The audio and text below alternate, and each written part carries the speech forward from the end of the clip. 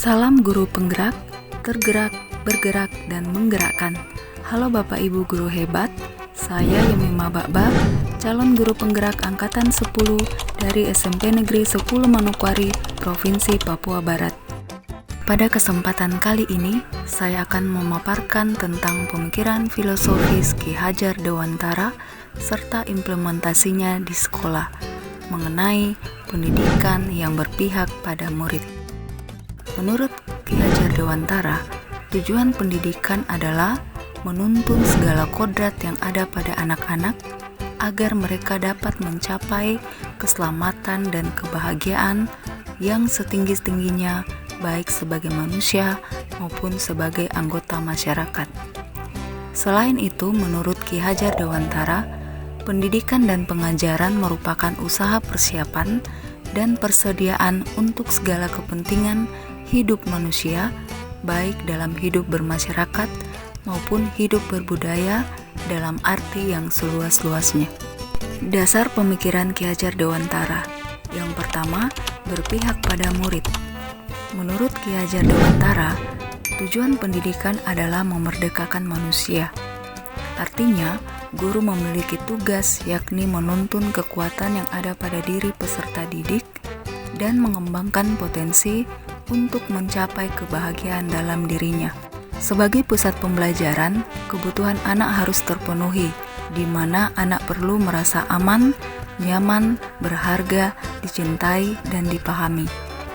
Perasaan tersebut akan mendorong munculnya motivasi dan kesadaran anak untuk belajar. Dalam proses menuntun, peserta didik bebas mengembangkan dirinya, namun tetap dalam pantauan guru.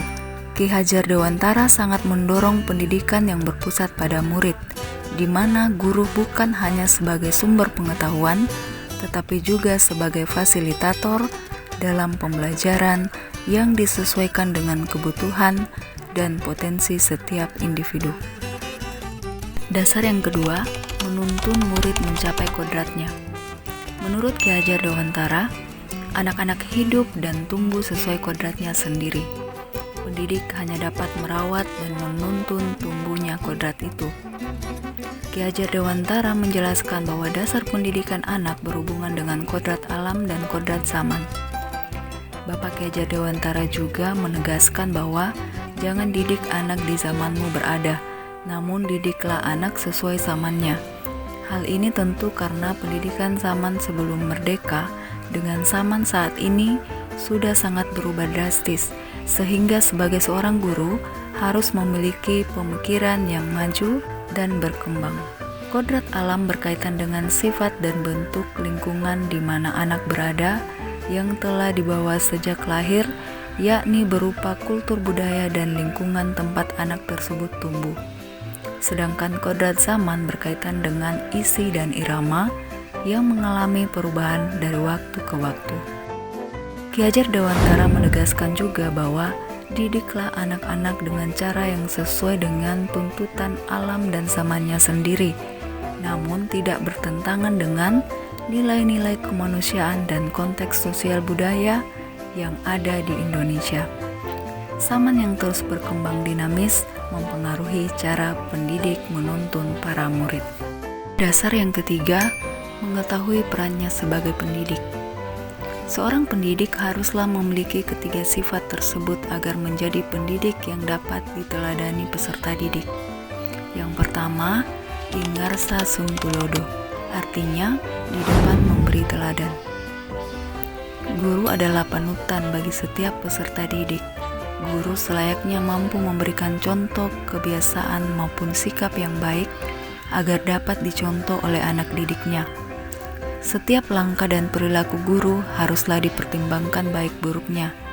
Guru harus memikirkan setiap tindakan yang dilakukan karena ia adalah orang yang digugu dan ditiru oleh anak didiknya. Yang kedua, ingmadya mangun karsa, artinya di tengah mampu membangkitkan semangat anak didiknya.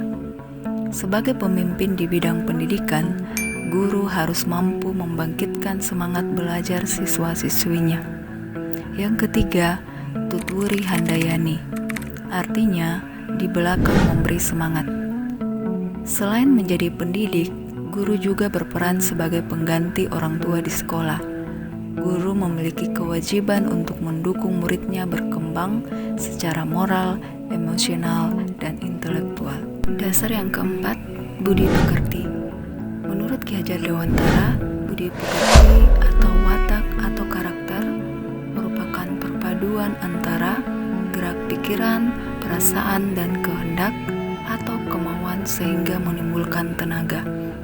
Budi pekerti juga dapat diartikan sebagai perpaduan antara cipta atau kognitif, karsa atau afektif sehingga menciptakan karya atau psikomotor.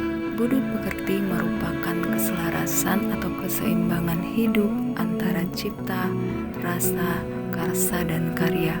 Keselarasan hidup anak dilatih melalui pemahaman, kesadaran diri yang baik tentang kekuatan dirinya, kemudian dilatih mengelola diri agar mampu memiliki kesadaran sosial bahwa ia tidak hidup sendiri dalam relasi sosialnya, sehingga membuat sebuah keputusan yang bertanggung jawab dalam kemerdekaan dirinya dan kemerdekaan orang lain. Budi pekerti melatih anak untuk memiliki kesadaran diri yang utuh untuk menjadi dirinya dan kemerdekaan orang lain. Dasar yang kelima, sistem Among. Menurut Ki Hajar Dewantara, sistem Among adalah unsur dari pedagogik.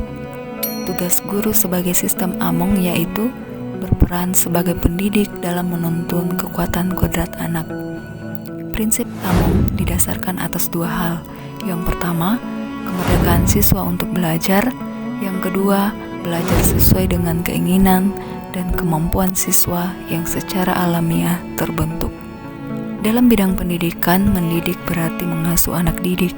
Sistem Among artinya mengajarkan anak didik mengenai nilai-nilai kehidupan sehingga menjadikan mereka merdeka, baik merdeka batin, merdeka lahir, merdeka jiwa, dan merdeka raganya. Sistem Among ini memberikan keleluasaan serta kebebasan anak dalam mempelajari apa yang diinginkan sesuai kemauannya. Sistem Among merupakan pendidikan yang berpihak kepada murid, yang memberikan kebebasan, kreativitas, dan tanggung jawab kepada mereka. Sistem Among ini juga menghargai kodrat alam, kebudayaan, dan kebangsaan sebagai landasan pendidikan. Berikut penerapan pemikiran Ki Hajar Dewantara di sekolah kami.